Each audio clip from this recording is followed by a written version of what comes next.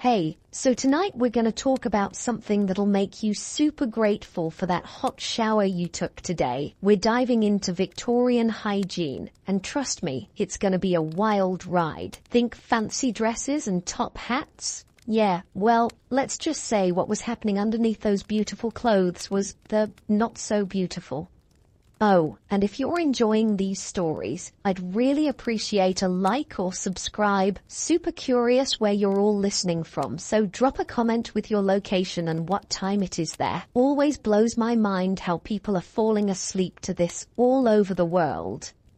Alright, find that cozy spot, take a nice slow breath, and just let your body sink into whatever you're lying on. We're heading back to 1850-something London, and trust me, you're going to be real grateful for that mattress by the time we're done. So, congratulations! You just woke up in Victorian London. The first thing that hits you isn't what you see, it's what you smell. That thick, heavy, almost chewy air that seems to stick in your throat. It's like, well, imagine if someone took every smell you've ever tried to avoid and mixed them all together in a big, steaming pot. Human waste. Rotting garbage. Smoke from thousands of coal fires. And something else. Something sweet and sick and wrong that you can't quite place. You shift slightly in your bed, whatever bed you're lucky enough to have, and immediately feel how different everything is. The sheets, if you have sheets, feel rough against your skin, scratchy, nothing like the soft cotton you're used to, and they smell. Well, let's just say fabric softener won't be invented for another century or so. Good news? You're alive. Bad news? Well, basically everything else. Let's start with where you are. If you're poor, which most people were, you're probably sharing a room with, maybe 6 or 8 other people. Could be your family, could be strangers. Doesn't really matter because privacy is pretty much a luxury only rich folks can afford. The room is maybe 10 feet by 12 feet. That's it. And everyone's just there. Breathing each other's air, sharing each other's, well, everything. The walls are damp, always damp. There's this weird green stuff growing in the corners that nobody talks about, but everybody pretends not to see. Your breathing naturally slows, in and out, as you take in this strange, smelly new world. If you're middle class, and lucky you if you are, things are better. You might have your own bedroom, maybe even your own bed. But better is relative. Your house still doesn't have running water, still doesn't have electricity. And that bathroom you're thinking about, yeah, that's not really a thing yet. Now, here's where it gets interesting. Everyone in this era thinks they're clean, like genuinely believes they're maintaining good hygiene. It's just that their definition of clean is, well, let's call it different. Take bathing, for example. You know that daily shower you took? That long, hot, relaxing wash where you shampooed your hair and scrubbed every inch of your body? Forget it. Not happening. In fact, if you suggested taking a full bath every day, people would think you were genuinely insane. A comfortable sigh escapes, because even thinking about their bathing schedule makes you appreciate that warm shower even more. See, Victorians believed that bathing too much was actually dangerous, like medically harmful. They thought all that water would weaken your constitution, make you sick, maybe even kill you. So most people, they'd take a full bath maybe once a week. If they were fancy, if they were poor, maybe once a month, maybe. But here's the thing. They weren't just sitting around dirty. They had this whole system worked out. It was called a sponge bath. And basically, you'd wash the important bits. Face, hands, armpits, and the naughty bits. That was it. Everything else? Well, everything else could wait until bath day. Picture this. You're standing in your bedroom, because that's where most people washed, next to a little wooden stand with a bowl and a pitcher of cold water. Cold, because hot water on demand, that's basically magic at this point. You pour the water into the bowl, grab a cloth or a sponge, and you just spot clean. Like you're detailing a car, but the car is your body, and the detailing is minimal. Your shoulders drop, releasing some of that tension as you imagine how different their mornings must have been. The wealthy folks, they had it a bit better. Some of them had these fancy copper bathtubs that servants would fill with hot water carried up from the kitchen, but even they weren't bathing daily, maybe twice a week if they were real hygiene enthusiasts. And get this, why multiple people would often use the same bath water. Dad goes first, then mum, then the kids in order of age. By the time little Billy gets his turn, that water is, well, let's just say it's more like soup than water. Teaching people how to take a bath. Can you imagine? Bath for Dummies. But in 1858, these books had rules because apparently that could kill you. Don't wash your face when traveling unless you can purify the water with alcohol or ammonia first. Take Russian baths, where you wash your face with extremely hot water, then extremely cold water to prevent wrinkles. Getting more comfortable now. Settling deeper into your bed, and honestly, their bathing advice sounds exhausting. Now let's talk about teeth. Oh boy. Let's talk about teeth. Toothbrushes existed, but they were expensive and, how do I put this, not great. They had wooden handles and bristles that were basically just really stiff animal hair. Like, imagine brushing your teeth with a tiny scrub brush. One that costs about as much as you'd spend on groceries for a week. So, what did poor people do? Well, they got creative. Some people used celery, just chewed on celery and hoped for the best. Others made their own toothpaste out of chalk, soot, or powdered cuttlefish bone. Yeah, cuttlefish bone, in your mouth, on purpose. And if you had a toothache, well, good luck with that. Most places didn't have dentists. Instead, you'd go to your local barber or blacksmith. The same guy who cuts hair and shoes horses is now going to poke around in your mouth with whatever tools he's got handy. No anesthesia. No proper training. Just hope for the best and try not to scream too loud. A yawn escapes. And you're suddenly very grateful for modern dentistry. Hair washing was its own adventure. Remember, no shampoo. So what did people use? Well, eggs. Women would crack eggs over their heads and work the yolks into their hair like they were making breakfast on their scalp. Then they'd rinse it out with pitchers of water. The smell must have been interesting.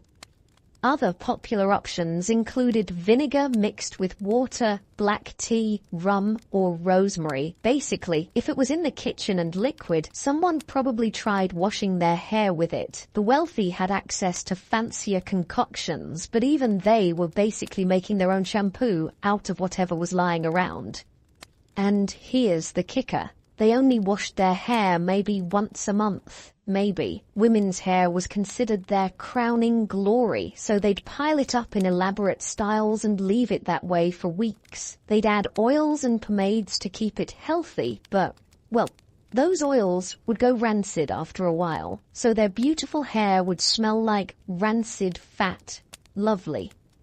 You shift slightly, finding a more comfortable position as you think about how different their daily routines must have been.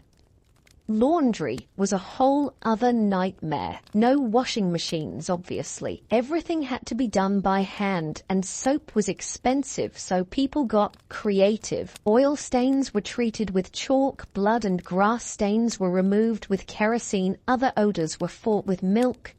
And for bleaching? Well, they'd soak their clothes in urine.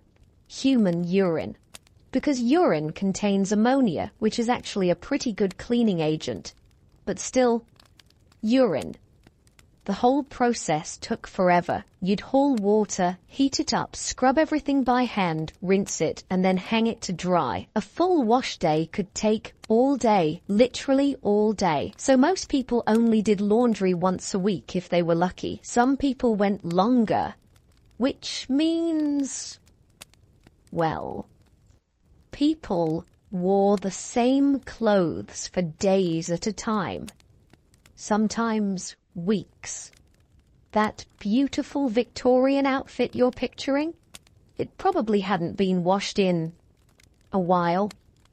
Nice and easy, just breathing and thinking about how much effort it took just to stay basically clean. Let's talk about underwear, or, well, the lack thereof. Most poor people didn't wear underwear at all. None. The wealthy might have linen undergarments, but even those weren't changed very often.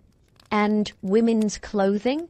Oh boy, layers and layers of heavy fabric, corsets that hadn't been washed in months, petticoats that, let's not even think about petticoats.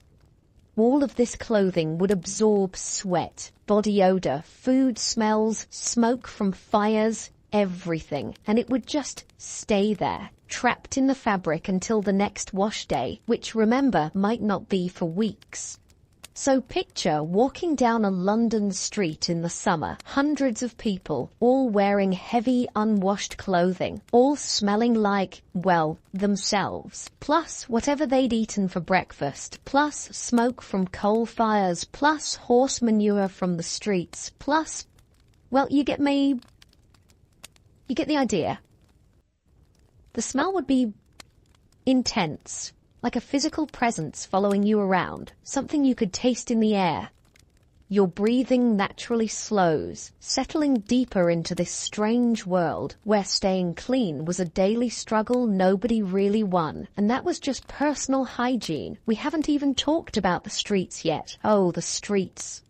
London in the 1850s was home to about 2.5 million people. That's a lot of people making a lot of mess. And there was no organized garbage collection, no street cleaning. People just threw their garbage out the window into the street, where it would sit and rot and attract rats.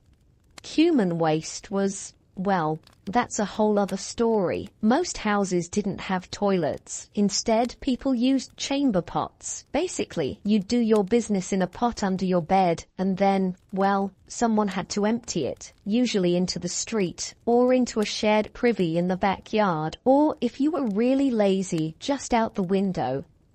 There were people called night soil men who would come around and empty the cesspools and privies, but they only worked at night because the job was considered too disgusting for daylight hours. And where did all that waste go? Well, mostly into the Thames, London's main river, the same river people got their drinking water from. Yeah, think about that for a minute.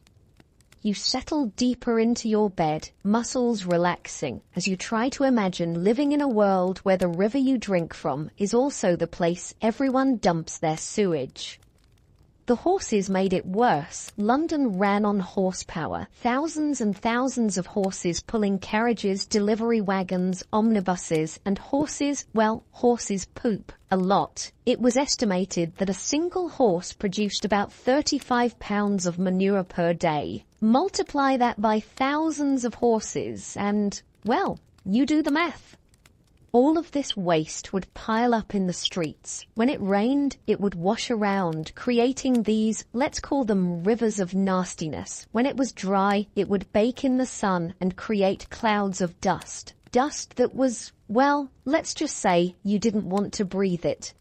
And yet, people did breathe it. Every day they walked through it, they lived with it, they thought it was normal because, well, everyone smelled the same. When everyone's environment is gross, gross becomes normal. That's it, getting more comfortable. Your muscles melting into the mattress as you think about how lucky you are to live in a time with soap and running water and actual garbage collection.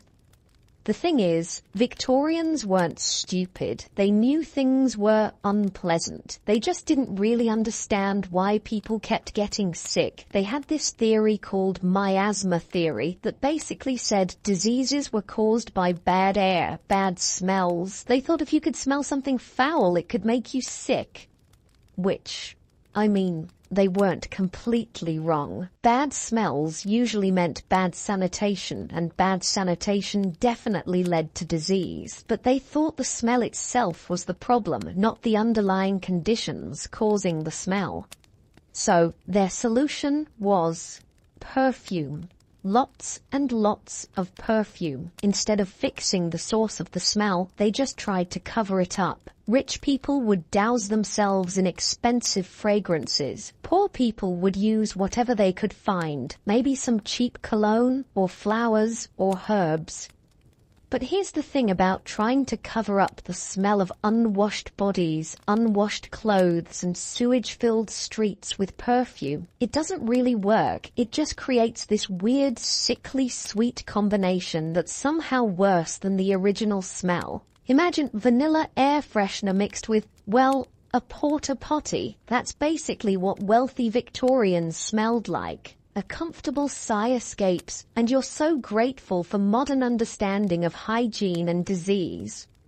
Women had it particularly rough. Their clothing was even more complicated than men's. Layers and layers of heavy fabric, corsets that made breathing difficult, long skirts that dragged on the ground, picking up everything, and they were expected to look perfect at all times. Makeup existed, but it was dangerous. Face powder often contained lead, rouge contained mercury, and since people didn't understand what these chemicals could do to the human body, well, many Victorian women were literally poisoning themselves in the name of beauty. Hair dye was even worse. There was this popular product called Hall's Hair Renewer that promised to hide grey hair and restore youthful colour. The secret ingredient? Lead. People were rubbing lead directly into their scalps, wondering why they felt sick all the time. Your shoulders drop, releasing tension. As you think about how much we've learned about chemistry and safety. And then there were the beauty routines. Without modern skincare, people came up with interesting solutions. They'd use lemon juice to lighten freckles, butter to moisturize dry skin, raw meat as face masks. They'd sleep with slices of raw beef on their faces, thinking it would keep them looking young. The smell in a Victorian bedroom, especially a wealthy Victorian bedroom with all these beauty treatments, must have been complex. Raw meat, lead-based cosmetics, unwashed hair with rancid pomade, and whatever perfume they were using to try to cover it all up. But you know what? They made do. They adapted. They found ways to feel clean and attractive within the constraints of their world. It's actually kind of impressive when you think about it. They were working with what they had, doing their best with the knowledge available to them. Getting cozy now. Really settling in. And there's something almost admirable about their resourcefulness, even if their methods were questionable. The wealthy had servants to help with the worst of it, maids to empty chamber pots, laundresses to deal with the clothes, bath attendants to heat and carry water, but the servants themselves, well, they were often even dirtier than their employers. They couldn't afford to take time for personal hygiene when they were busy maintaining everyone else's. Poor people just did their best, shared resources, helped each other out, and accepted that being clean was a luxury they couldn't afford. They focused on survival, on finding enough food to eat, enough work to pay rent, enough coal to keep warm. Hygiene was, well, hygiene was something you worried about when you had everything else figured out. And in 1850-something London, most people definitely did not have everything else figured out. Nice and easy, breathing deeply, as you imagine trying to navigate daily life in a world where everything was harder, where taking a bath was an event that required planning, where brushing your teeth was a luxury, where staying clean was a constant battle against a dirty world. The funny thing is, they probably would have looked at our modern obsession with cleanliness and thought we were crazy. Daily showers, changing clothes every day, washing our hands multiple times a day. They would have worried we were washing away our natural defenses, making ourselves weak and susceptible to disease. Different times, different knowledge, different priorities, but underneath all the dirt and smell and questionable hygiene practices, these were still people, still families trying to make the best life they could for themselves and their children. They fell in love, told jokes, worried about money, celebrated birthdays. They had hopes and dreams and fears just like anyone else. They just smelled a lot worse while doing it.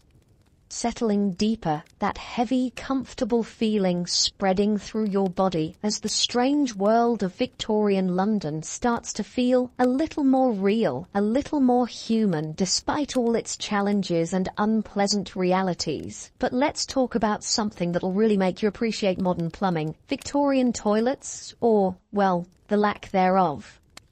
You know that bathroom down the hall, the one with running water and toilet paper and a seat that's actually comfortable? Yeah, forget about it. Most Victorians had never seen anything like that. Instead, they had alternatives. Your muscles relax as you think about how simple it is to just walk to the bathroom when you need to.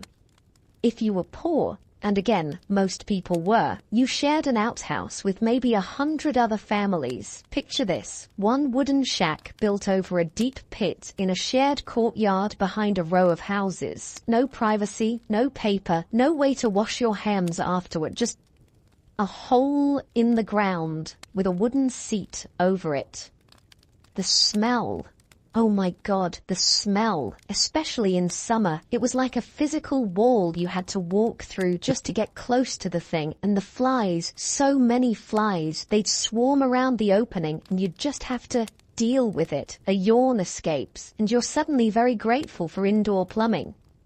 The wealthy had it better, but not by much. They had these things called water closets, basically early toilets that were installed right in the house. Sounds fancy, right? Well, here's the catch. They didn't have modern plumbing. So where did all that waste go? Straight down into a cesspool in the basement.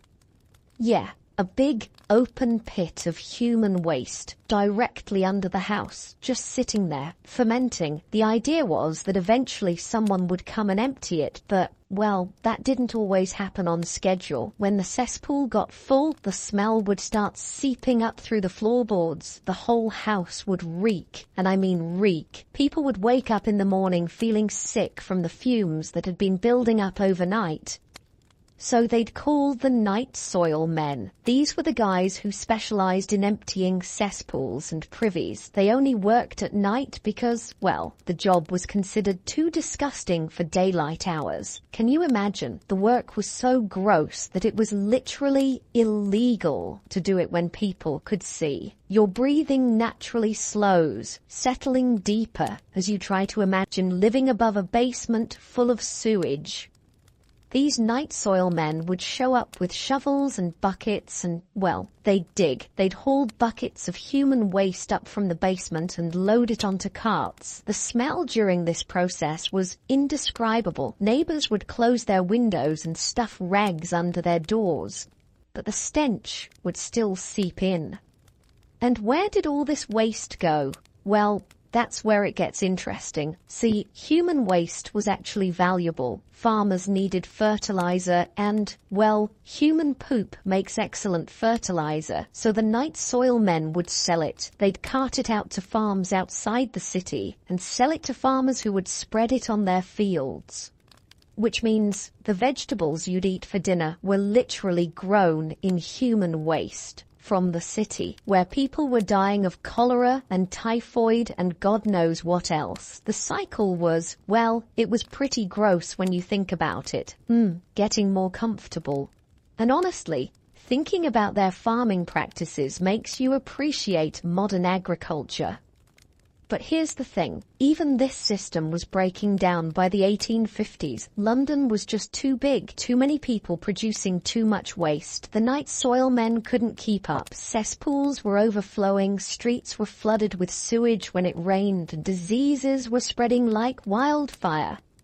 People were getting desperate. Some folks just gave up on the cesspool system entirely. They'd dump their chamber pots directly into the street, or out the window, or into the nearest river or stream. And guess what all those rivers and streams led to? The Thames, London's main source of drinking water. So people were literally drinking water contaminated with their own sewage, and wondering why they kept getting sick. Your shoulders drop, releasing that tension as you think about how obvious the connection seems now. The government knew there was a problem. Scientists knew there was a problem. Hell, everyone with a nose knew there was a problem, but nobody could agree on what to do about it. Some people thought the solution was to build more cesspools. Others wanted to dump everything into the Thames and let the river carry it away. Still others thought they should just live with it. After all, London had always smelled bad. Why change now? And then came the summer of 1858. Oh boy, the summer of 1858. It was hot, like really hot. Temperatures that London just wasn't used to. Day after day of blazing sun and no rain. The Thames started running low, leaving thick deposits of sewage on the riverbanks, and in that heat, well, things started to ferment. The smell was beyond description. Imagine every gross smell you've ever encountered, multiply it by 1,000, and then imagine having to breathe it 24 hours a day. People were vomiting just from walking near the river. Families were abandoning their homes. If they lived too close to the Thames, a comfortable sigh escapes, and you're so thankful for modern waste management. The press started calling it the Great Stink, and it was great, in the worst possible way. Charles Dickens wrote about it, calling the Thames a deadly sewer in the place of a fine, fresh river. Scientists took boat trips along the river, dropping pieces of white paper into the water to test how dirty it was. The paper disappeared instantly into the brown, soupy mess. But you know what finally got the government to act? When the smell reached Parliament. See, the Houses of Parliament sit right on the banks of the Thames, and in the summer of 1858, with the windows open for ventilation, well, the smell just poured in. Members of Parliament were literally fleeing the chamber, handkerchiefs pressed to their noses, gagging and retching. They tried dousing the curtains with lime and chloride to mask the smell. Didn't work. They considered relocating the entire government away from Westminster. That's how bad it was. The smell was so horrific that they were willing to abandon their brand new, expensive Parliament building rather than deal with it. Finally, they decided to do something about the sewage. That's it. Just relaxing into the story, thinking about how sometimes it takes a crisis to force change. They put a guy named Joseph Basil Jett in charge of fixing London's sewage problem. Poor bastard. Can you imagine getting that job? Hey Joe, we need you to figure out what to do with 2.5 million people's worth of poop, and we need it done yesterday. But Basil Jett was brilliant. He came up with a plan that was, well, it was audacious. He wanted to build a completely new sewer system for the entire city, not just patch the old one, build a brand new one from scratch. The plan involved building over 1,000 miles of new sewers under London's streets. These sewers would connect to main intercepting sewers that would carry all the waste downstream, away from the city centre, way downstream, like 8 miles downstream, where it would be dumped into the Thames estuary at high tide. The scale of the project was insane. They had to dig up half the city, demolish entire neighborhoods, relocate thousands of families, build massive pumping stations to move the sewage uphill, line everything with millions of bricks, create embankments along the Thames to house the new sewers. Your breathing slows, nice and easy, as you imagine the incredible amount of work this must have required. It took years of constant construction, constant noise, constant disruption, streets torn up everywhere, the smell of cement and brick dust mixing with the smell of sewage, workers covered in mud and worse, digging tunnels deep underground, and the cost? Oh, the cost. In today's money, we're talking about billions of pounds, maybe tens of billions. The government had to raise taxes, issue bonds, borrow money from banks. People complained constantly about the expense. But you know what? It worked. When the new sewer system finally came online, the change was immediate. The smell disappeared. The Thames started running cleaner. Disease rates plummeted. People could actually walk along the river without gagging. It was like magic. All those years of living with the stench, and suddenly it was just gone. Settling deeper into your bed, feeling that heavy, comfortable weight, and thinking about how amazing it must have felt to finally be able to breathe clean air. The new system wasn't perfect, of course. They were still dumping raw sewage into the Thames, just further downstream, where it was someone else's problem. And the pumping stations broke down sometimes, causing temporary backups and overflows. But compared to what they'd been living with, it was a miracle. Unfortunately, not everyone benefited equally. The wealthy neighborhoods got connected to the new system first. The poor areas, well, they had to wait, sometimes for years. So while the rich were enjoying their new, odor-free lives, the poor were still dealing with overflowing cesspools and sewage in the streets. Some things never change, right? But even for the poor, things gradually got better. As more areas got connected to the new system, public health improved across the board. Cholera outbreaks became less frequent. Typhoid rates dropped. People stopped dying from diseases that were entirely preventable. A yawn slips out. And you're thinking about how much we take for granted. Clean water, functioning sewers, toilet paper. Speaking of toilet paper, yeah, that wasn't really a thing yet. The first commercially produced toilet paper wasn't sold until the 1870s, and even then it was expensive and not very common. So what did people use? Well, whatever they could find. Old newspapers were popular among the middle class. Corn cobs were common in rural areas. Leaves, if you could find them. Rags that could be washed and reused. The wealthy might have soft cloths or even sponges, but most people just made do with whatever was available. And since there was no running water in most bathrooms, well, hand washing after using the toilet wasn't exactly standard practice, which brings us back to disease. So much disease. Cholera was the big killer. It would sweep through London in waves, killing thousands of people at a time. Poor areas were hit hardest because they had the worst sanitation, but the disease didn't discriminate. Rich people died too, and doctors had no idea what caused it. Remember, this was before germ theory, before people understood that diseases were caused by bacteria and viruses. They thought cholera was caused by bad air, by breathing in the foul smells from sewage and rotting garbage. Your muscles relax, sinking deeper into the mattress as you think about how scary it must have been to live in a world where disease struck randomly and doctors couldn't explain why.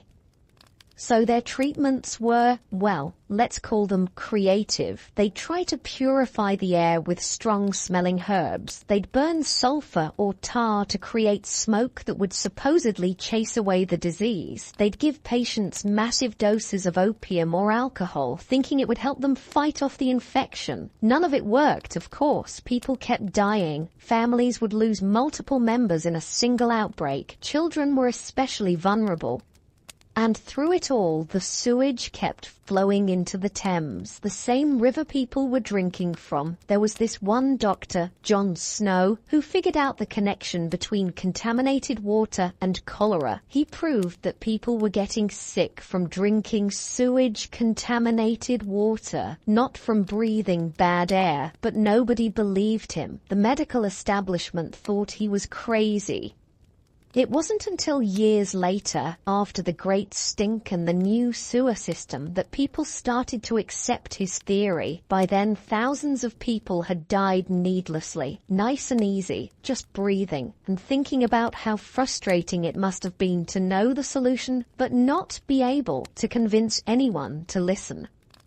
Even after the sewers were built, old habits died hard. People were so used to dumping waste wherever was convenient that they kept doing it. Chamber pots still went out windows, garbage still got thrown into the street, factory waste still flowed into rivers. It took a generation for people to really change their behavior, to understand that where you put your waste actually mattered, that rivers weren't just convenient dumps, they were water sources that other people depended on.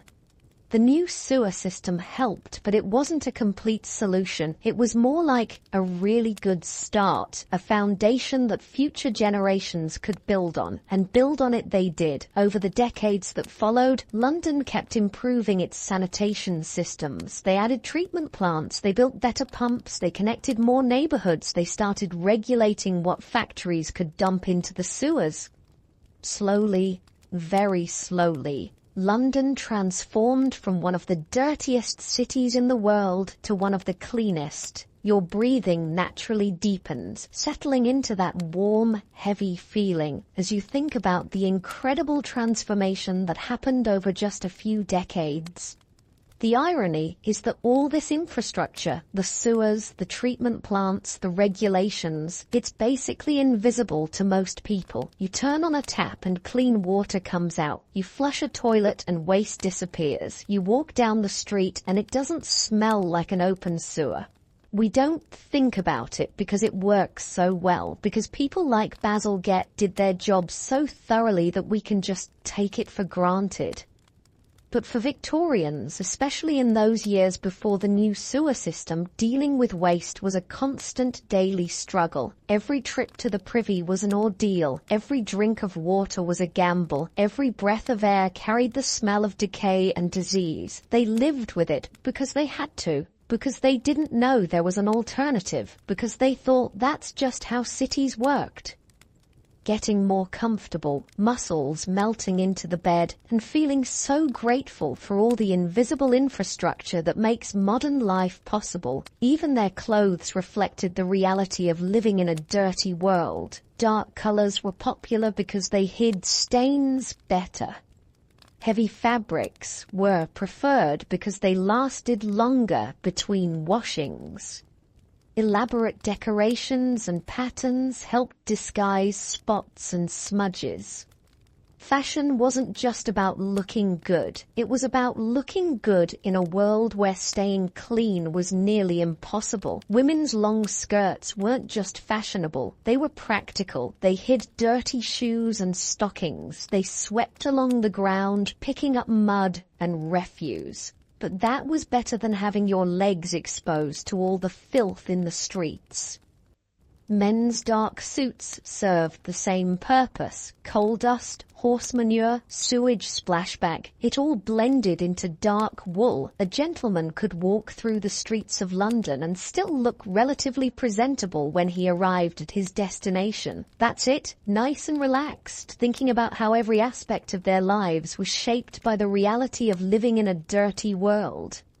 And yet, they persevered. They found ways to be happy, to celebrate, to find beauty in their world despite all its challenges. They fell in love and got married and raised families. They wrote poetry and painted pictures and composed music. They were human beings living human lives, just with a lot more sewage involved. The transformation that happened during the Victorian era, from the chaos of the early 1800s to the relative cleanliness of the early 1900s, represents one of the greatest improvements in public health in human history. It saved millions of lives. It made modern urban life possible. It showed that with enough political will and engineering skill, even the most overwhelming problems could be solved.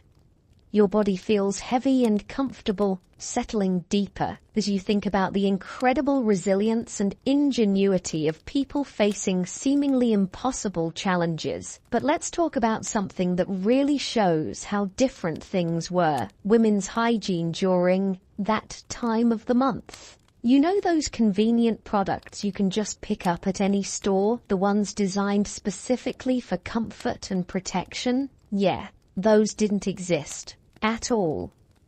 Your muscles soften as you think about how much easier modern life is, even for the most basic biological functions. Victorian women had to get creative, and by creative, I mean they had to figure out how to deal with their periods using whatever they could find around the house.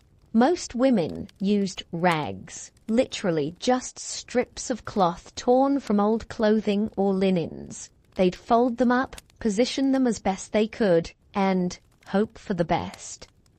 These rags could be washed and reused, which was good because buying new fabric was expensive, but washing them was, well, let's just say it was another chore in an already long list of unpleasant tasks. You'd have to rinse them in cold water. Hot water would set the stains, then scrub them with whatever soap you could afford, then hang them somewhere to dry. And where do you hang menstrual rags to dry? You can't exactly put them on the line outside for all the neighbors to see, so they'd hang them in bedrooms, in basements, anywhere private where they could air dry without causing scandal. A comfortable sigh escapes, and you're suddenly very grateful for modern conveniences. Wealthy women had it slightly better. They could afford softer fabrics, maybe even some purpose-made cloths, but even they were dealing with essentially the same system. Rags, washing, reusing, repeat. The really wealthy might have had servants to deal with the washing, but that meant, well, your most intimate hygiene was being handled by people who were essentially strangers. People who were probably gossiping about it in the servants' quarters. Privacy was pretty much non-existent when it came to personal hygiene. And here's the thing, doctors of the time had some truly bizarre ideas about menstruation. They thought it was caused by hysteria. They thought women became temporarily insane during their periods. They prescribed all sorts of weird treatments. Cold baths, bloodletting, doses of mercury. Mercury. The same stuff that's toxic to humans. Doctors were prescribing it for menstrual cramps. Your breathing naturally slows, settling deeper as you think about how little medical science understood about women's bodies. The first disposable menstrual products weren't invented until the late 1800s, and even then they were not great. Early tampons were basically just cotton wadding with no applicator. Pads were thick, bulky things that attached to belts worn around the waist.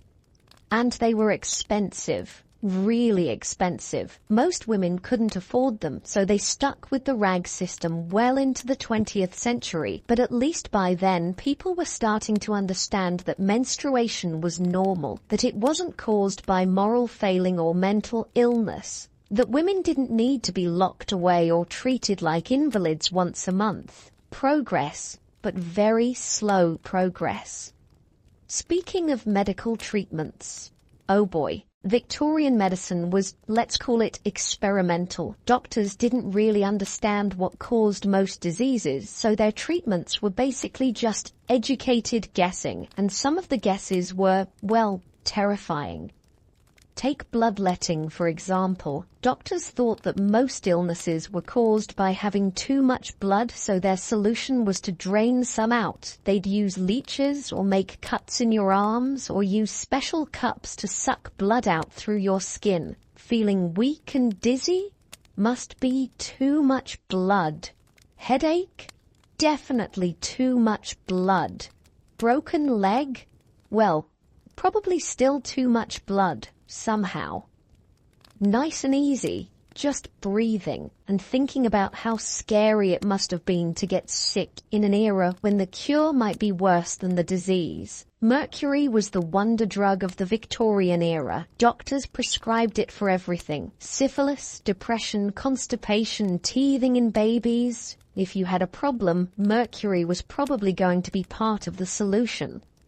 Of course, mercury is incredibly toxic. It causes brain damage, kidney failure, birth defects. But doctors didn't know that. They just knew that mercury seemed to do something when you gave it to patients. The fact that it was slowly poisoning them, well, that wasn't really understood until much later.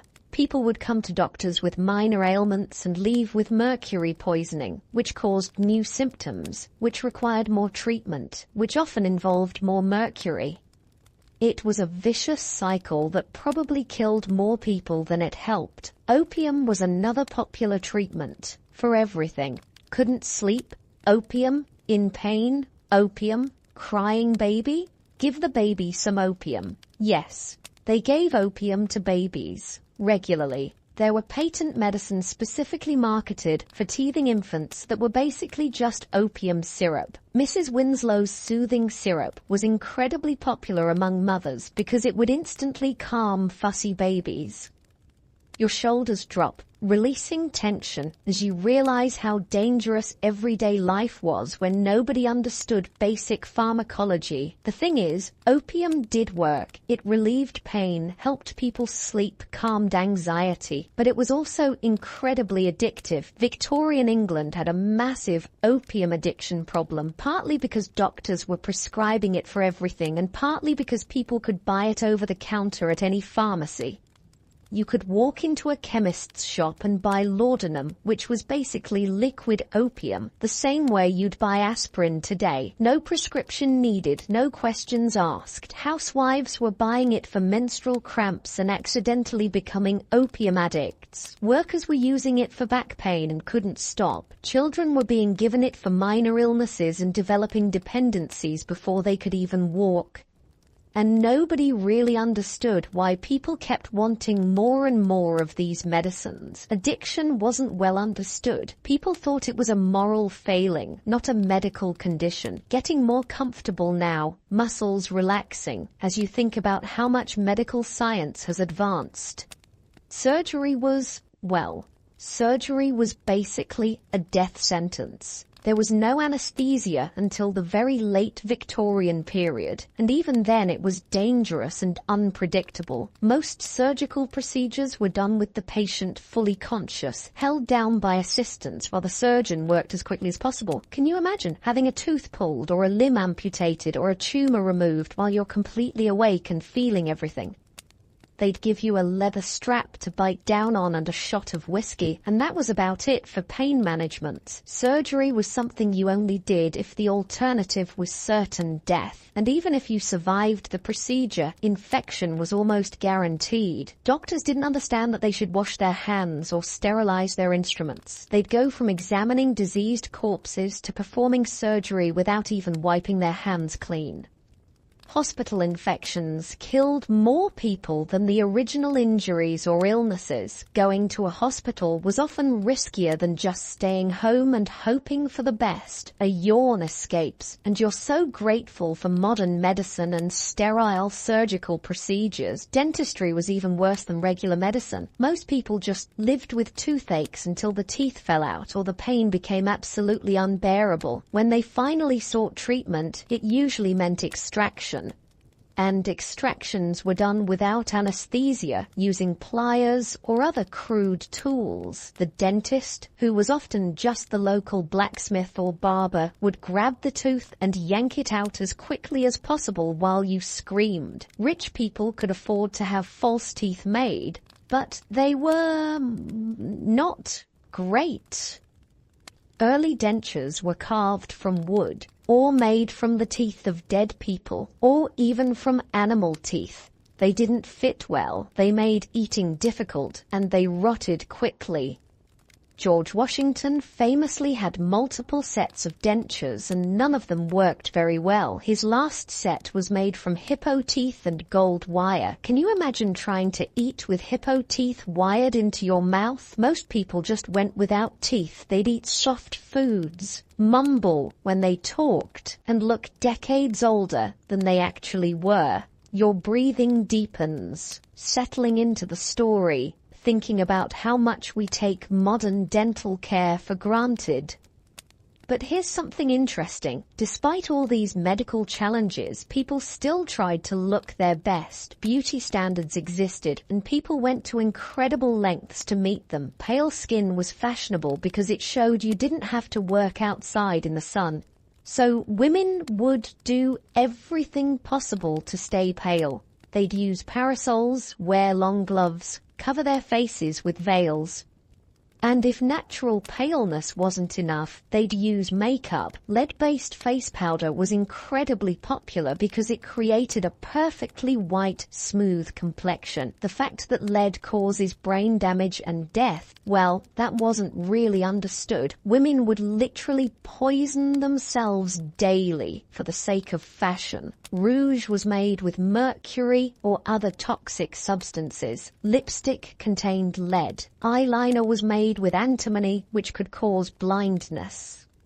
Getting ready for a fancy party meant covering yourself in toxic metals and hoping you didn't get sick before the evening was over. That's it, nice and relaxed, muscles melting into the mattress as you think about the irony of people trying to look healthy while slowly poisoning themselves. Hairstyling was another adventure. Without modern products, women had to get creative. They'd use sugar water to create hold or beer to add body and shine. They'd sleep with their hair wrapped around rags or sticks to create curls. And they'd rarely wash it. Remember, hair washing was a monthly event at best, so all these styling products would just accumulate, layer after layer of sugar, beer, pomade, powder, all building up over weeks until it formed a kind of helmet around their heads. The smell must have been complex, sweet and sour and rancid all at the same time. Wealthy women might have elaborate wigs instead of styling their natural hair. These wigs were, well, they were works of art, towering structures with feathers and jewels and even miniature ships or gardens built into them. But wigs had their own problems. They were hot and heavy. They attracted lice and other insects. And they were expensive to maintain. You had to take them to a specialist to be cleaned and restyled. Plus, if you wore the same wig for weeks at a time, well, your scalp underneath wasn't getting much air or cleaning. Scalp infections were common among fashionable women. Your body feels heavy and comfortable, settling deeper as you imagine the discomfort of wearing a massive, insect-infested wig just to look fashionable. Men had their own grooming challenges. Shaving was done with straight razors, basically just very sharp knives. No safety features, no electric razors, just a blade that could easily slice your throat open and whatever skill you'd managed to develop. Most men went to barbers for shaving, but that meant sharing razors with dozens of other men, razors that weren't sterilized between customers, so you could go in for a shave and come out with someone else's skin disease. Wealthy men might have had their own personal razors, but even then, keeping them sharp and clean was a constant challenge, and mustaches and beards were popular, partly because they were easier to maintain than being clean-shaven. You could trim them occasionally and otherwise just let them grow, much safer than daily shaving with a straight razor. The downside was that facial hair trapped food, tobacco, dust, and all the other debris floating around Victorian air. Men's moustaches were basically filters for all the gross stuff in the environment. A comfortable sigh escapes, and you're thinking about how much simpler and safer modern grooming is. Public baths were starting to become popular in some areas, which was a huge improvement for people who didn't have bathing facilities at home. These were essentially large pools where multiple people would bathe at the same time. But, well, they came with their own set of problems.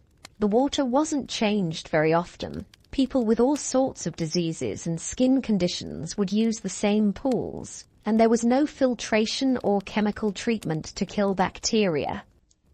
So while public baths were cleaner than not bathing at all, they were also excellent places to catch whatever diseases other bathers might be carrying. Still, they were popular because for many people, it was the only chance they had for a real full-body wash. Workers would save up their pennies to afford a visit to the public baths once a week or once a month. The experience was social. People would chat, gossip, conduct business. It was like a community center that happened to involve being naked in dirty water with strangers, nice and easy, just breathing and thinking about how different social norms were when privacy was such a luxury. Despite all these challenges, people found ways to feel good about themselves. They developed their own standards of cleanliness within the constraints of their world. They took pride in having clean hands and faces, even if the rest of them wasn't so fresh. They valued nice clothing, good grooming, pleasant breath. They used what resources they had to present themselves as well as possible. And they adapted. They became accustomed to smells that would horrify us today. They developed tolerance for discomfort that seems incredible by modern standards. In a way, it's impressive. These people were incredibly resilient. They lived full, rich lives despite conditions that we would consider intolerable. Your muscles continue to relax, sinking deeper into comfort as you think about human adaptability and resilience. Children grew up in this environment and thought it was normal. They played in streets filled with garbage and sewage. They helped their families with laundry and chamber pots and all the unglamorous tasks of daily survival. And they still found ways to be children, to play games, tell stories, laugh with their friends. They adapted to their world, just like children always do. The wealthy tried to shield their children from the worst of it, but even rich kids lived in a world without antibiotics, without vaccines, without basic understanding of hygiene and disease prevention. Childhood mortality was heartbreakingly high. Families would have many children knowing that only some of them would survive to adulthood. Parents couldn't protect their children from diseases they didn't understand. Yet people still fell in love, got married, had families. They still celebrated holidays and birthdays. They still had hopes and dreams for the future. They were living human lives in a world that was challenging in ways we can barely imagine. Getting cozy now, really settling in, and feeling a deep appreciation for all the invisible systems that keep us healthy and safe today. Now let's talk about food, because Victorian food hygiene was, well, let's just say you'd probably lose a lot of weight if you had to eat like a Victorian, not because the food was healthy, because you'd be too terrified to eat most of it. Your muscles relax as you think about that clean, safe refrigerator in your kitchen, full of food that won't kill you. See, refrigeration didn't exist at all. The best people could do was ice boxes, and ice was expensive and hard to come by. Most people just kept their food at room temperature and hoped for the best, which meant that meat started going bad almost immediately after slaughter. Milk would sour within hours in warm weather. Vegetables would rot quickly without proper storage. So, how did people deal with this? Well, they got creative. And by creative, I mean they developed some truly questionable preservation methods. Salt was huge. People would pack meat in so much salt that it was basically mummified. It would last longer, but it was also, well, incredibly salty and tough, and not particularly nutritious after all that processing. Smoking was popular too. They'd hang meat in smokehouses for days or weeks, letting the smoke slowly dry and preserve it. Again, it lasted longer, but it was also carcinogenic as hell. People were basically eating charcoal-flavored jerky for most of their protein. A yawn escapes. And you're so grateful for modern food safety regulations. Pickling was another option. They'd soak vegetables in vinegar or brine for months at a time. Everything was pickled. Cabbage, onions, eggs, even meat sometimes. The acid would kill bacteria and preserve the food, but it also made everything taste, well, like vinegar. Imagine eating pickled everything for months at a time. Your poor stomach. And then there was the really desperate preservation method. Just eating food that was already going bad and hoping it wouldn't kill you. Meat that was starting to turn green, cover it with spices and cook it thoroughly. Milk that was curdling, turn it into cheese. Bread that was getting moldy, cut off the worst parts and eat the rest. People developed iron stomachs out of necessity. They had to. The alternative was starvation. Your breathing naturally slows, settling deeper as you think about how much we take food safety for granted. But here's the really scary part. People couldn't tell what was safe and what wasn't. There were no expiration dates, no health inspectors, no understanding of bacteria or foodborne illness. So people would eat spoiled food and get sick, but they'd blame it on bad air or evil spirits or just bad luck. They didn't understand the connection between rotten food and illness. Milk was particularly dangerous. It was often watered down by unscrupulous vendors, and the water they used was, well, the same contaminated water everyone was drinking. So you'd buy milk thinking you were getting something nutritious, and instead you'd get diluted sewage water with a bit of actual milk mixed in. And baby formula? That wasn't a thing. If a mother couldn't breastfeed, they'd give babies cow's milk or goat's milk or whatever was available. Often this milk was contaminated or spoiled. Infant mortality from digestive illnesses was heartbreakingly common. Even when food was fresh, preparation was risky. Kitchens were dirty, knives were rarely cleaned properly, and people didn't understand cross-contamination. You'd cut raw meat on a wooden board, then slice bread on the same board without washing it. Getting more comfortable and thinking about how many invisible food safety measures protect us every day. Working conditions made everything worse. If you worked in a factory, you'd be covered in soot and chemical residue all day. Then you'd come home and handle food with those same unwashed hands. Factory workers often ate their lunches right on the factory floor, surrounded by machinery that was leaking oil and spewing toxic fumes. They'd unwrap a piece of bread and eat it while breathing in lead dust or mercury vapor.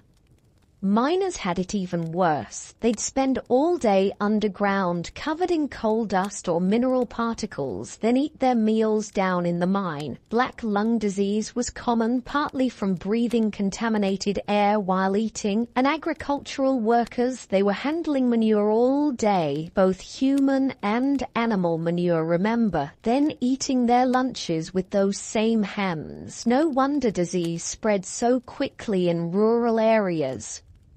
People just didn't connect hygiene with health. They thought disease was caused by moral failings or bad luck or supernatural forces. The idea that washing your hands before eating could prevent illness was revolutionary. Your shoulders drop, releasing that tension, as you think about how basic hand washing has saved millions of lives. Even the wealthy had problems with food safety. Their cooks might have been better trained, but they were still working with the same spoiled ingredients and contaminated water as everyone else. Rich people could afford more variety in their diet, but variety didn't necessarily mean safety. They'd import exotic foods from other countries, foods that had been sitting in shipholds for months without refrigeration, tropical fruits that were rotting from the inside out, spices that were full of insects and mold.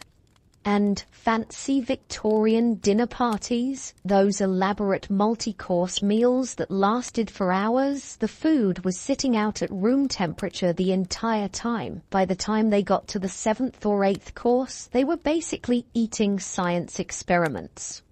Plus, wealthy people had this weird obsession with foods that were, well, intentionally gross. They'd eat things like potted meat, which was basically any kind of meat ground up and mixed with fat and spices, then packed into jars and left to ferment. They thought fermented foods were sophisticated. They'd eat cheese that was literally crawling with maggots and consider it a delicacy.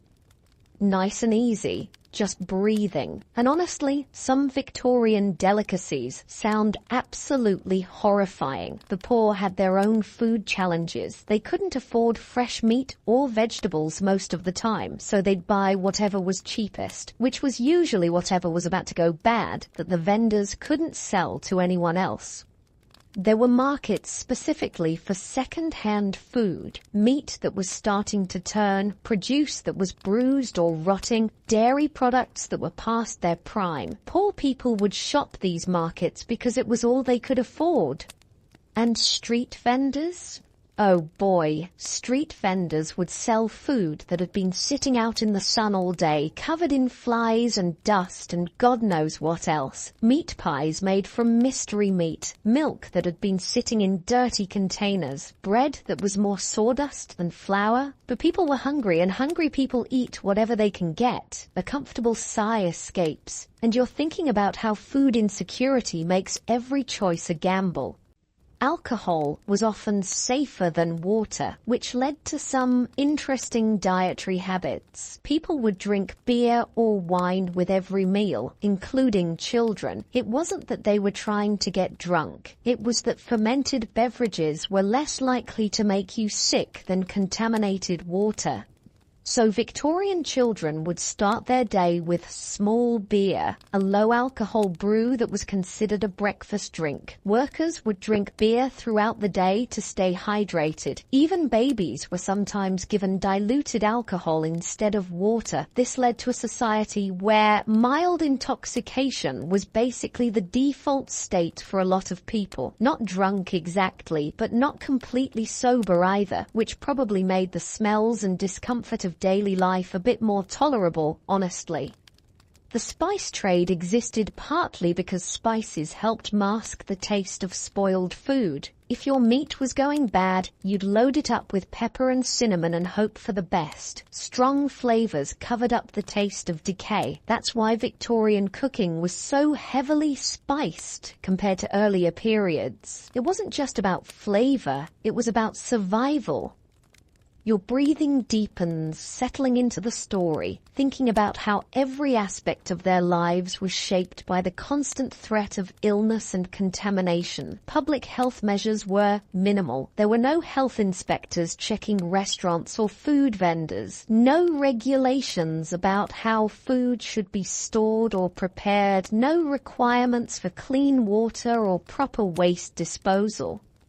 If you got sick from eating contaminated food, that was just life. Bad luck. Something to endure and hope you survived. The first food safety laws weren't passed until the very end of the Victorian era, and even then they were limited and poorly enforced. It took decades of lobbying by reformers and scientists to convince governments that regulating food safety was actually important.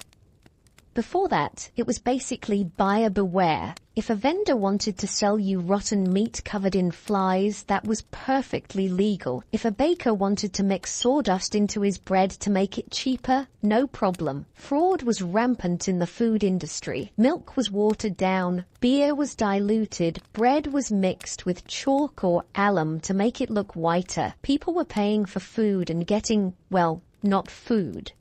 And there was no way to test these things, no way to know what you were actually eating. You just had to trust that the vendor wasn't trying to poison you for profit. Getting cozy now, muscles relaxing, as you think about how much regulation and oversight goes into every bite of food we eat today.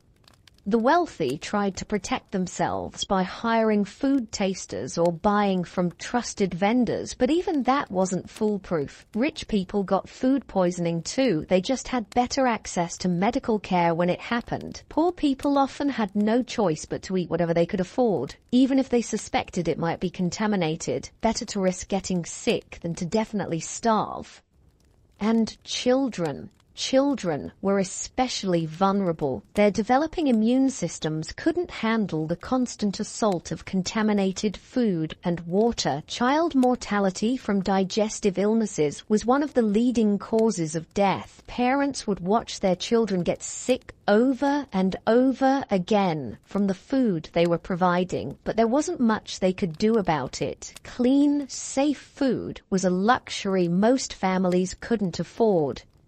The gradual improvement in food safety over the late Victorian period probably saved more lives than any other single public health measure. When people could finally trust that their food wouldn't kill them, overall health improved dramatically. But it took decades of scientific research, political lobbying, and public pressure to make those changes happen. And even then, improvements came slowly and unevenly.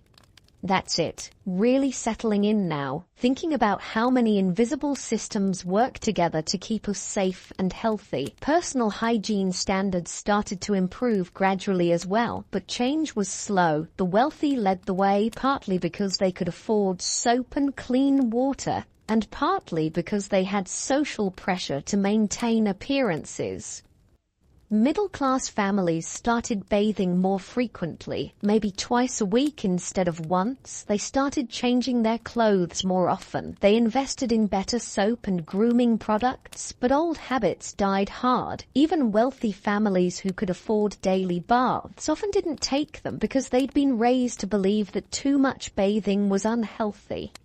And the poor, well, the poor were still struggling with basic survival. When you're working 14-hour days in a factory for barely enough money to buy food, spending money on soap and taking time for bathing feels like an impossible luxury. Social attitudes toward cleanliness were starting to shift, though. Being clean was becoming associated with being moral, respectable, successful. Dirty people were seen as lazy or immoral, regardless of their actual circumstances.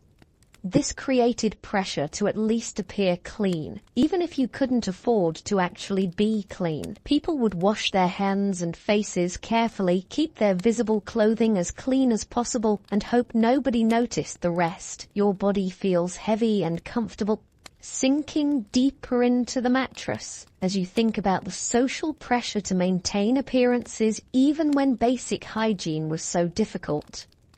The invention of cheaper soap helped a lot. Early Victorian soap was expensive and harsh. It was made with lye and animal fat, and it would strip your skin raw if you used too much of it. But as manufacturing improved, soap became cheaper and gentler. Companies started marketing different types of soap for different purposes. Gentle soap for faces, strong soap for laundry, medicated soap for skin problems. This was revolutionary. For the first time, ordinary people could afford to have multiple types of soap. They could choose products specifically designed for their needs instead of just using whatever they could get. Advertising played a huge role in changing attitudes toward hygiene. Soap companies started running campaigns that associated their products with beauty, health, and social success. They'd show before and after pictures of people who looked healthier and happier after using their soap. They'd create elaborate stories about the social benefits of being clean. These ads were often ridiculous by today's standards, but they were effective. They helped create a culture where being clean was seen as important, desirable, and achievable. Nice and easy, just breathing. And thinking about how marketing helped shift entire cultural attitudes toward hygiene. Medical understanding was slowly improving too. The discovery that diseases were caused by germs rather than bad air was gradually gaining acceptance in the medical community. This led to new recommendations about hand washing, wound care, and general cleanliness. Doctors started telling patients to wash their hands before eating, to keep wounds clean and covered, to avoid sharing eating utensils. These recommendations seem obvious now, but at the time they were revolutionary. People had never connected personal hygiene with disease prevention. Hospitals started implementing basic sanitation measures. They began washing their instruments between patients, requiring doctors to wash their hands, isolating patients with contagious diseases. Death rates in hospitals dropped dramatically as these measures were implemented. It became clear that cleanliness really was connected to health, not just social status. Your muscles continue to melt into relaxation as you think about the incredible progress that happened once people understood the connection between cleanliness and health. Schools started teaching basic hygiene to children. They'd have lessons about washing hands, brushing teeth, keeping clothes clean. Children would bring these lessons home to their families, gradually spreading better hygiene practices throughout the community. This was especially important in poor areas where adults might not have access to health information, but children could learn it at school and share it with their families.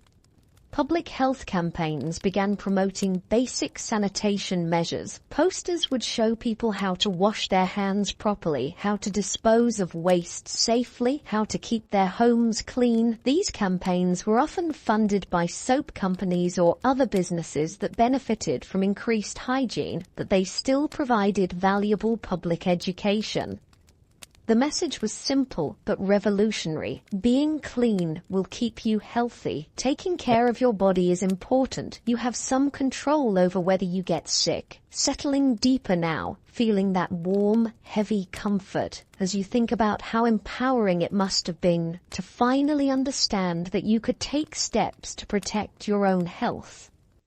You know what's amazing, though? Despite all of these challenges, despite living in a world where basic cleanliness was a daily struggle, people still found ways to take pride in their appearance. They still fell in love, still got married, still raised families and celebrated holidays, and found moments of joy and beauty in their lives. Your breathing slows naturally, deeper and more relaxed, as you think about the incredible resilience of the human spirit.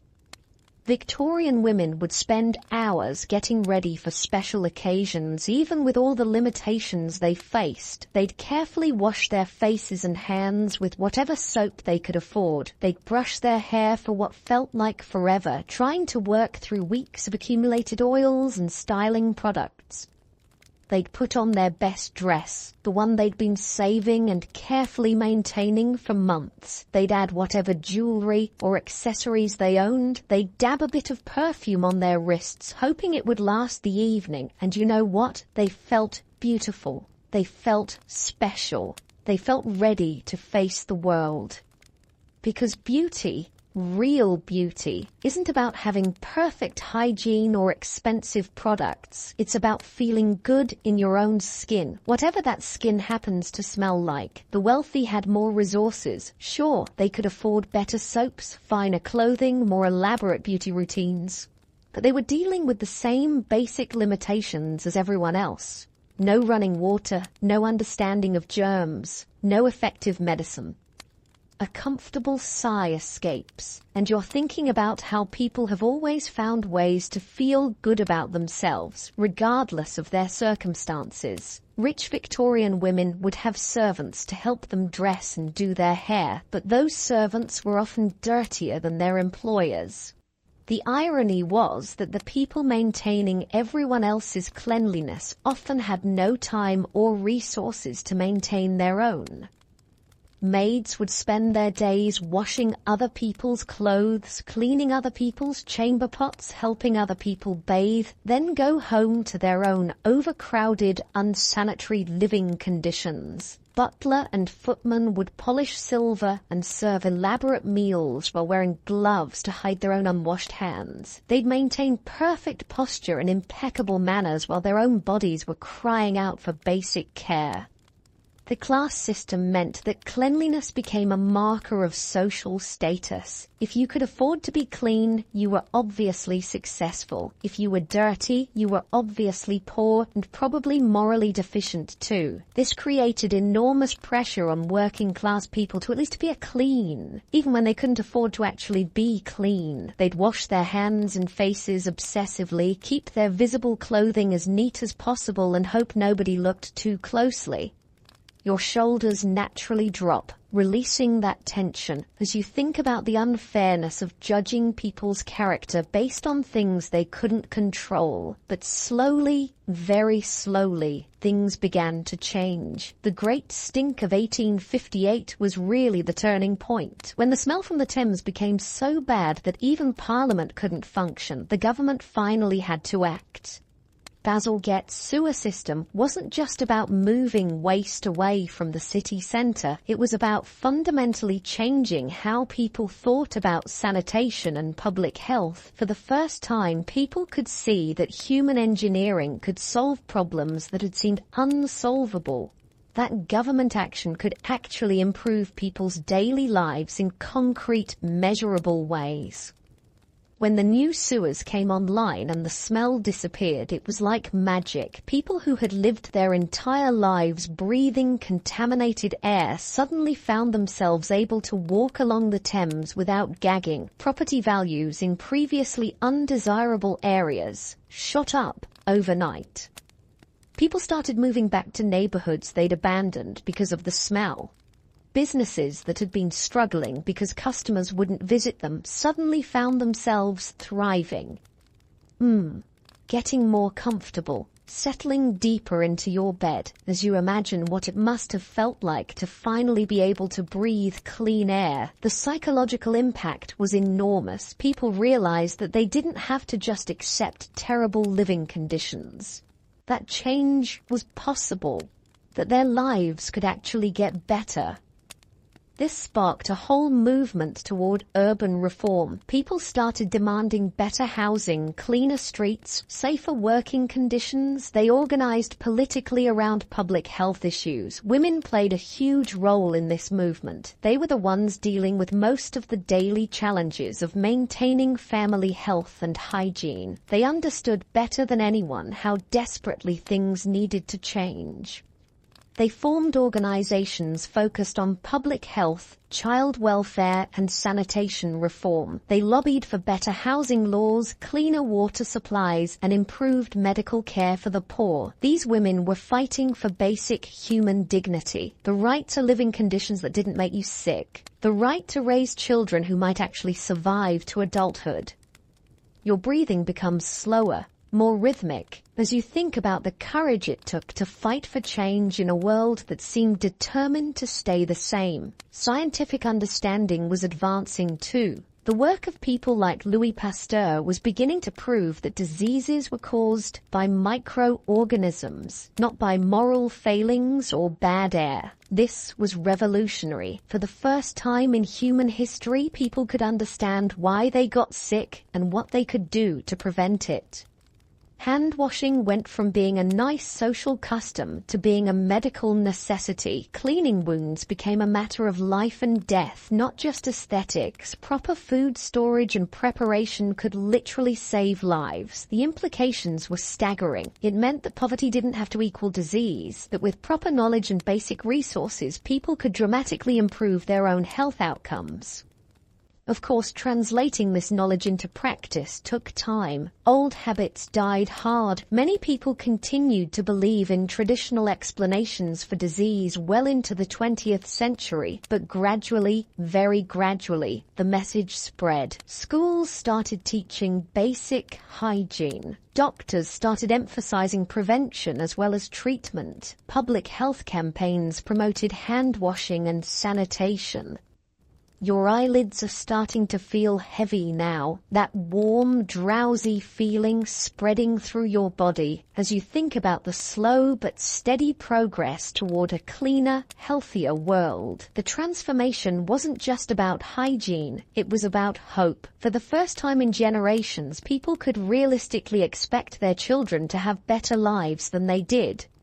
Child mortality rates began to drop. People started living longer. Diseases that had terrorized previous generations became less common. This created a positive feedback loop. As people got healthier, they had more energy to work on improving their conditions further. As living conditions improved, people got even healthier. The wealthy led the way, as they always do, but improvements gradually trickled down to the working classes. Better soap became affordable, basic medical care became more accessible, public health measures protected everyone, regardless of their social status. By the end of the Victorian era, London was transforming from one of the dirtiest cities in the world to one of the cleanest. The air was clearer, the water was safer, the streets were less disgusting. People could walk through the city without constantly worrying about what they might step in or breathe in. They could drink water without wondering if it would kill them. They could eat food with some confidence that it wouldn't make them sick. Your body feels heavier now, sinking deeper into the mattress as you imagine the relief and wonder of experiencing these improvements after a lifetime of struggle. But perhaps the most important change was psychological. People began to believe that they deserved better, that basic cleanliness and health weren't luxuries reserved for the wealthy. They were fundamental human rights. This shift in thinking would continue into the 20th century and beyond. It would drive improvements in housing, working conditions, medical care, and social services. The Victorian hygiene revolution was really about human dignity, about the radical idea that everyone, regardless of their social class or economic status, deserved to live in conditions that supported their health and well-being. The people who fought for these changes didn't live to see all the benefits. Many of them spent their entire lives dealing with the same unsanitary conditions they were trying to reform.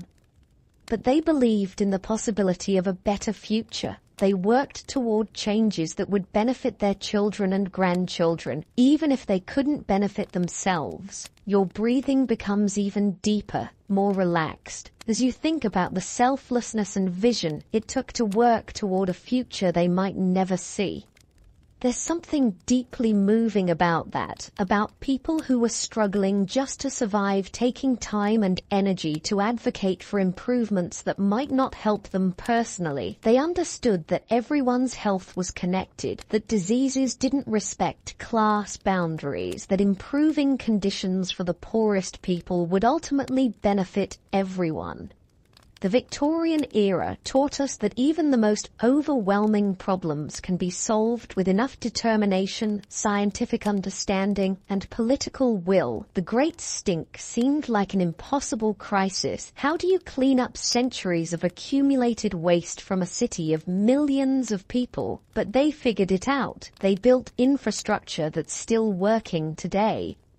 The cholera outbreaks seemed unstoppable, a mysterious disease that killed thousands of people with no warning, but they figured out the cause and developed prevention strategies that saved countless lives. Your eyelids are growing heavier now, that drowsy, comfortable feeling spreading through your entire body as you reflect on the incredible progress that's possible when people work together toward common goals.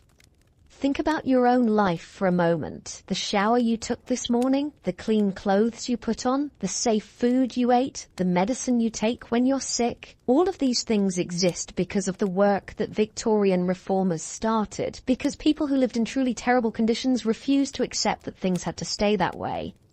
They couldn't have imagined the world we live in now. Antibiotics that can cure diseases that killed millions of people. Water treatment plants that provide clean drinking water to entire cities. Food safety regulations that prevent most of the illnesses they dealt with daily. But they dreamed of a cleaner, healthier world. And they took the first crucial steps toward making that dream real. Your body feels completely relaxed now, heavy and comfortable against the soft sheets as you think about the long arc of human progress. We're still working on many of the same challenges they faced. Access to clean water and sanitation is still a problem in many parts of the world. Poverty still makes people more vulnerable to disease. Social inequality still affects health outcomes. But we've learned so much. We understand things that baffled them completely. We have tools and technologies they couldn't have imagined. And most importantly, we have their example. We know that change is possible, that even the most entrenched problems can be solved with persistence and creativity and hope. Your breathing is becoming slower now, deeper and more peaceful as you settle into the comfort of your clean, safe bed. Think about how different your evening routine is from theirs. You brushed your teeth with safe, effective toothpaste and a soft toothbrush. You washed your face with gentle soap and clean water. You put on fresh, clean pajamas. You can drink water from the tap without worrying about cholera. You can eat food without wondering if it will make you sick. You can sleep in a bed with clean sheets, in a room with fresh air, in a house with proper plumbing. All of these things, these simple, everyday comforts, represent victories in the long struggle for human health and dignity. The Victorians who fought for these improvements would be amazed and delighted to see how far we've come. They'd probably be shocked by our daily hygiene routines, but they'd understand why they matter. Your eyelids are feeling heavier and heavier, that peaceful, drowsy sensation flowing through your entire body as you appreciate all the invisible systems that keep you safe and healthy. You're lying in a clean bed, breathing clean air, in a warm room that doesn't smell like sewage or smoke or decay. Your body is clean and comfortable. Your stomach is full of safe, nutritious food. These are gifts that took generations to achieve, gifts that millions of people worked toward, often without seeing the benefits themselves. Tonight, as you drift off to sleep, you're the beneficiary of all their struggles and dreams and hard work. Your breathing is becoming slower and more rhythmic, in and out, as your body naturally prepares for rest. Let your muscles relax completely, starting with your toes, your feet, your legs, just letting go of any remaining tension. Your torso sinks deeper into the mattress. Your arms feel heavy and comfortable at your sides. Your shoulders drop as they release the day's stress. Your neck relaxes. Your jaw softens. Your face becomes peaceful and calm. And your eyelids, so heavy now, just wanting to close, to rest. Let them close, that's it. Just letting your eyes rest as your breathing becomes even deeper and more peaceful. You're safe and clean and comfortable, surrounded by all the invisible protections that keep you healthy. Your mind is quiet now, drifting away from the struggles of the Victorian era and into the peaceful present, where the air is clean and the water is safe, and your bed is warm and soft. Just breathing, slowly, peacefully, as you sink deeper into comfort and rest. Letting go of the day, letting go of any worries, just floating in this space of gratitude and peace. Your body knows how to sleep, how to rest and restore itself, and you can just let it do what it knows how to do, deeper and deeper into peaceful sleep, where your dreams are gentle and your rest is complete, safe and clean and comfortable, drifting off now into the soft embrace of sleep. That's it, just letting go, sinking deeper into peaceful, restorative sleep. Sleep well.